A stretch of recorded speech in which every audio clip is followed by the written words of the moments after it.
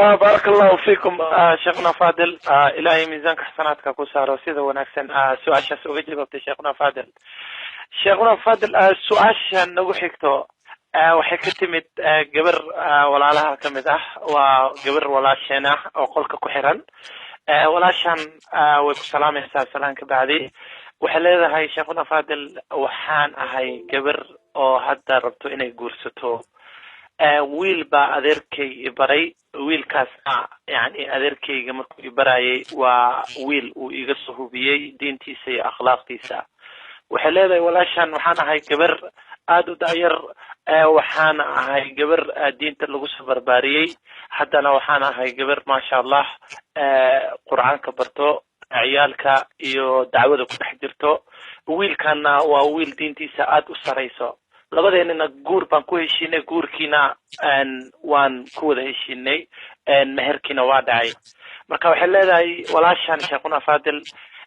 arrin baa meeshii soo gashay wiilka aan rabo inaan iskuursano hooyadiis oo xoogaha diinta aanan ku wanaagsaneyn baa arrin la timid oo rabto aniga iyo wiilka inay nagu qasabto hooyadu waxay taagan tahay bay leedahay guurka arooska dhacayo فنانين بانكريه بيتري دد إلى أستراليا إلى كندا عن سوء عزمي أروس كان وحارة إني لقد هو أروس وفنانين يأدون إجوغان قبلنا إني سحرة تاش دد كسهر فريسة أرنتي بان أنيجا أن ويلكي كلاتشتي ويلكي نوحيويري أن أنيجو ديار أمي أرنتان لكن هويو وان لحظ لنا بإذن الله marka wuxuu isku dayay inuu hooyadiis la hadlo laakiin hooyadiis waxay soo istaagtay maya arintaas way dhacaysaa wayna soconaysaa hadda diidid gabadhan ay rabin gabar arintan rabto ayaan ku keenaya marka ala kulli xal waxay leedahay gabadhan waalidkeygina way la socdaan arinta mana ogolo wiilkana ma ogolo heer waxa la gaaray hatta maamadii in laga dhaadhiciyo cid walba ay la hadasho laakiin maamada waxay soo istaagan tahay maya arintan way dhacaysaa marka waxay leedahay sheekh guurkiina meherkiina waa dhacay anigana waxaan ahay qof ahludiin wiilkana waa ahludiin laakiin hooyadii baa aqib dheer naga haysataa maxaan ugu la talin lahayd maadaama hooyadii ay taagan tahay arintan iyada soo abaabushtay fanaaniintan iyo arimahan anagana waxaan ku dhahnay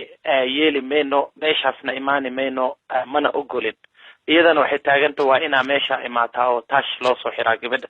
marka waxay leedahay sheekh arrin baa igu taagan inoona soo duceey walaashana wayna dhegaysanaysaa sheekhuna faadil falyatafadal mashkuuran wamaajuuran بسم الله الحمد لله والصلاة والسلام على رسول الله صلى الله عليه وسلم وما بعد gabadhani qaab wanaagsan oo aad aan ugu farxay bay hadalka u soo tartiibisay hadallada ay soo jiitay waxaa ka mid ah adeerkay ayaa i baray wiil wanaagsan inta badan dhalinyarada meelahan ku korta in qof la baro oo qof kale oo weliba waalida uu baro in yar baaba aqbashaba marka gabadhaasi waxaad moodaa runtii hadal qiimo badan weeye adeerkaana asagana waa adeer runtii jazaahu allahu khayran la jecel gabadhiisa wax wanaagsan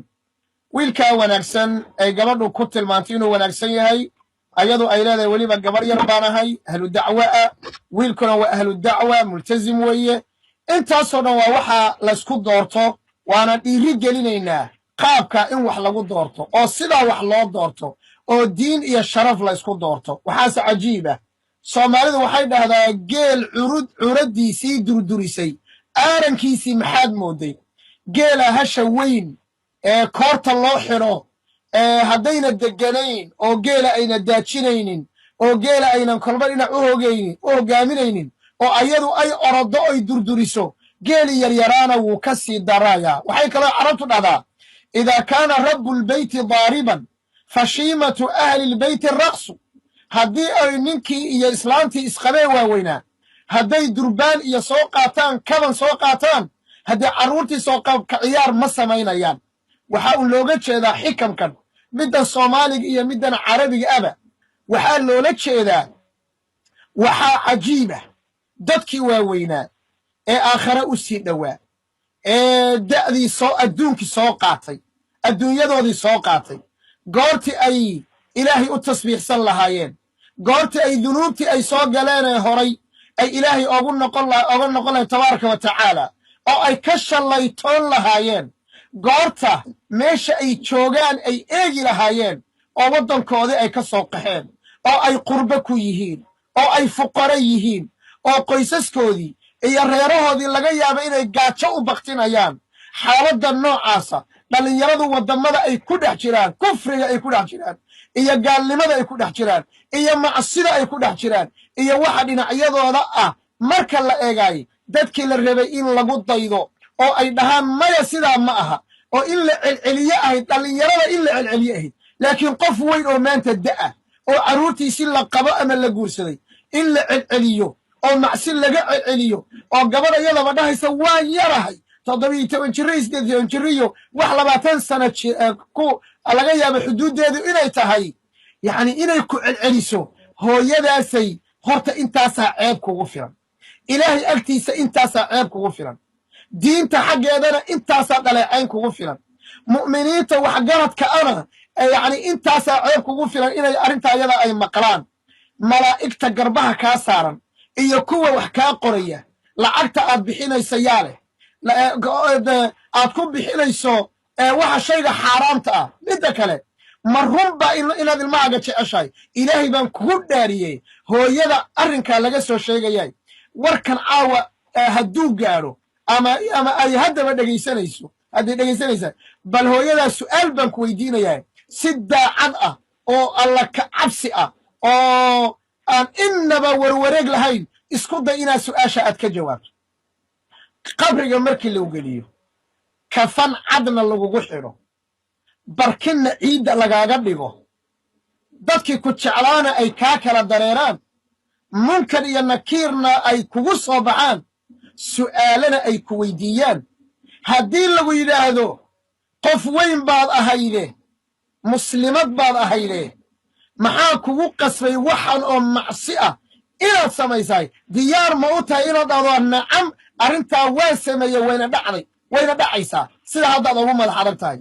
midda kale ma runbaa inaad gabadhaada jeceshahay ma runbaa inaad wiilkaaga jeceshahay hadday run kaa tahay inaad jeceshahay oo inay wada joogaan ama ay wada jiraan ama isku waaraan hadday run kaa tahay inaad jeceshahay ilaahay baan kugu dhaariyey maxaad macsi oogu bilaabaysaa guriga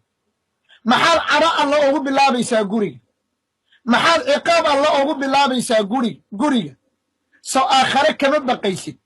soo ilaahay kama baqaysid soo ma doonaysid reerkan inay nabad sii noqdaan oo ay isku waaraan meeqa ayaa noocanna soo martay intii noocaa loo sameeyey durbo kala cararay oo durbo kala faniinay oo durbo kala yaacay meeqa ayaana soo martay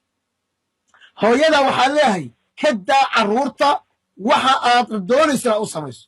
hoballana loogama baahno meeshan muusigna loogama baahno shukri allaa looga baahan yahay bal ereygaa dhagahagaa ku dhaco shukri allaa looga baahan yahay xamdi allah ayaa looga baahan yahay nicmadan in ilaahay lagu celiyo waxaa cajiiba wadaadku markuu meerinaya wuxuu dhihi yaa ayuha aladiina aamanuu ittaquu allaha xaqa tuqaatihi walaa tamuutunna ilaa wa antum muslimuun yaa ayuha annaasu ittaquu rabbakum يا أيها الناس اتقوا ربكم يا أيها الذين آمنوا اتقوا الله وقولوا قولا سديدا يصلح لكم أعمالكم أو يصلح لكم أعمالكم ويغفر لكم ذنوبكم أو يدم بدافك إله ويدي سنينه ومن يطع الله ورسوله فقد فاز فوزا عظيما أو كأمر قال الشيء سو كلمة الله سو كلمة الله لسكو مبنينيو سو قرآن ما وحل لسكو قورينيو سو حديث ما وحل لسكو قورينيو إلهي أنكبهن إلهي أنكبهن إنت وحان لي هذا الككلون waxaan leeyahay waalidka ama gabadha xaggeeda ha ka socoto ama wiilka xaggiisa ha ka socotee waalidka weliba dumarka ah war dumarow waxaad naarta ugu badateen ee nebi moxamed idinku sheegay sala allahu alay slam waa noocan oo kale islaan 70 jira oo 60 jira oo 50 jir ah oo u olaynaysa inay gabadhaadii inta ay ku soo daashay ama wiilkeeda intaa soo korinaysay inay guri xumaan ugu dhisto ma waalibaa jirta mise miyir qabaa jira gabadha waxaan leeyahay iyo wiilka cuquuq idinkuma aha haddaad khilaaftaan oo dahdaan annagu maba imaanayn ma la isku kiin meeriyaa maba rabnaba aniga taladayda hadday tahay maba rabnaba aroos badhaha khalaas waa dhammaatay maba rabnaba haddiiba mar la iskugu kiin meeriye labadiinna khalaas guri isgeysta ama hotel dega waalidkiinana ixsaan u sameeya haba yeelina meeshana ha soo fadhiisana hadday hooyo kasta nooca lagu samayn lahaa hooyooyin badan oon moodo inay khaatimo xumo ku socoto ilaahay khaatimada ha noo wanaajiye idan fiican bay yeelan lahayeen ha ku ateecina macsida ilaahi makhluuq laa taacata limakhluuqin fii macsiyati alkhaaliq marna ha ku ateecina hadday awooddiinnu ay tahay inaad idinku isheli kartaan idinku ishela mar haddii la isku kiinmeeriyey alxamdu lilah cid idin qasbaysa male hadday ayagu islaamaha u yeeranhayaan ay dad u yeeranhayaanoo ayaga howl u taalla wey idinku sahtagina gurigiinna jooga ilaahay caabuda ayagana wanaag iyo ixsaan u sameeya ilaahayna waxaan ka baryaa tabaaraka wa tacaala inuu guryaheenna noo dhiso guryaheennana noo hagaajiyo hooyooyinkeennana noo soo hanuuniyo sharta ay mar walba la socdaan ee ay aroosyada kula socdaan haweenkii waxaa laga kari leeyahay war iska daaya daansiga habeenkii bal aduu ma aragtay reer baa la dhisayaa 6 saacu habeennimo kowdii habeennimaa lasoo labisan baca ayaa lagu soo guranayaa maxaa la yidhahdaa dubay laga keenay oo qaali ah oo laga soo bixiyey $200 laga soo bixiyey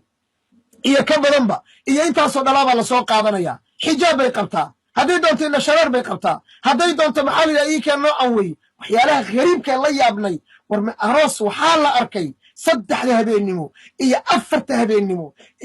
iyo 5 subaxnimo bal adu dad guryahooda ka maqan oo tumanaya oo boodaya oo muusig ku mashquulsan waxaase wax la sax ah war noocaa sax ma aha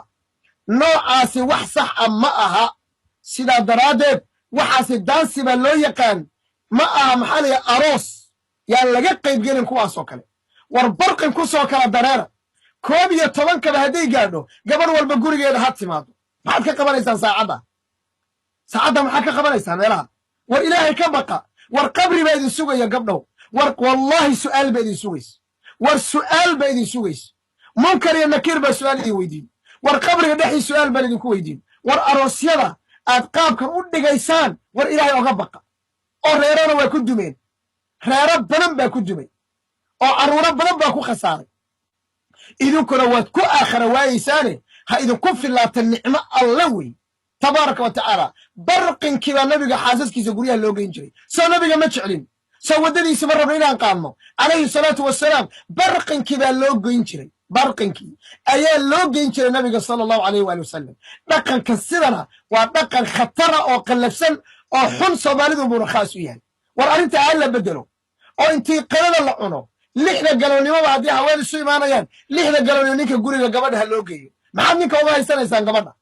ninka gabadha maxaad uga haysanaysaan nin baa loo meerinayaa duurkii markaasaa caawa beri subax loo geynayaa 2 saac subaxnimo ayadoo fadhiday oo cillaan loo soo mariyey oo timo intaa la